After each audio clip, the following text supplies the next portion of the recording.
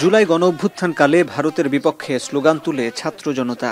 গত বছর 5 আগস্ট দেশ ত্যাগ করে শেখ হাসিনা ভারতে অবস্থান নিলে আরও স্পষ্ট হয় দুদেশের বৈরিতা। এদিকে গণহত্যার মামলায় সাবেক প্রধানমন্ত্রীকে বিচারের মুখোমুখি করতে ফেরত চায় বাংলাদেশ। এ নিয়ে ঢাকার চিঠির জবাবও দেয়নি দিল্লি। এরই মধ্যে বাংলাদেশিদের জন্য ভিসা সীমিত করে দেয় ভারত সরকার। এ সময় সংখ্যালঘু নির্যাতনের ধোঁয়া তুলে দুদেশের জনগণ ও গণমাধ্যমে চলে বাকযুদ্ধ। ভারত বাংলাদেশ সম্পর্ক ঠেকে তলানিতে। বান্ডেল থাকলে প্রতি সেনমানিতে টাকা বাঁচবে। বিকাশ সেনমানি বান্ডেল কিনে জিতুন প্রতি লেনদেনে। এমন পরিস্থিতিতে প্রতিবেশী দুদেশের সরকার প্রধানের বৈঠক নিয়ে আলোচনা শুরু হয় গত বছরের সেপ্টেম্বরে ইউএন সফরকে ঘিরে। বাংলাদেশের তরফে দুই নেতার বৈঠক আয়োজনে কয়েকবারের চেষ্টা ভারতের অনাগ্রহে এতদিন হয়ে ওঠেনি। তবে এবার বরফ গলল। ব্যাংককেই হতে যাচ্ছে বাংলাদেশ ও ভারত সরকার প্রধানের বৈঠক। বিমস্টেক সম্মেলনের সাইডলাইনে শুক্রবার বিকেলে একান্ত আলোচনায় বসবেন দুই নেতা।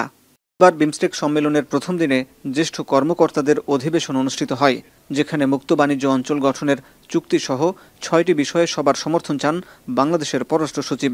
তবে সবকিছু ছাপিয়ে তার বক্তব্যে উঠে আসে মোদি-ইউনূস বৈঠক প্রসঙ্গ। 4 তারিখে যে শীর্ষ সম্মেলনটা হবে তার যে ড্রাফট এজেন্ডা এবং ডিক্লারেশনটা, সেই ড্রাফটটা আমরা আজকে চূড়ান্ত করেছি।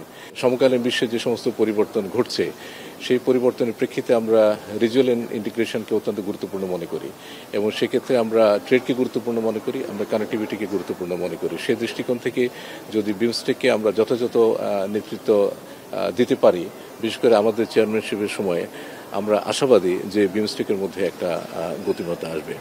এদিকে চলতি সম্মেলনে বাংলাদেশের কাছে বিমস্টেকের পরবর্তী সভাপতির দায়িত্ব হস্তান্তর হবে। এর মধ্যে ডক্টর ইউনূস নরেন্দ্র মোদীর বৈঠকে ধারণা করা হচ্ছে পতিত সরকারের সাবেক প্রধান শেখ হাসিনার ভারতে অবস্থান, ভিসা সমস্যা সহ বেশ কিছু দ্বিপাক্ষিক বিষয়ে আলোচনা হবে, যা দুই দেশের সম্পর্ক স্বাভাবিক করতে গুরুত্বপূর্ণ ভূমিকা রাখবে। গণঅভ্যুত্থানের পর বাংলাদেশ ভারত সরকার প্রধান পর্যায়ের বৈঠকটি বেশ তাৎপর্যপূর্ণ বলে মনে করছেন আন্তর্জাতিক বিশ্লেষকরা।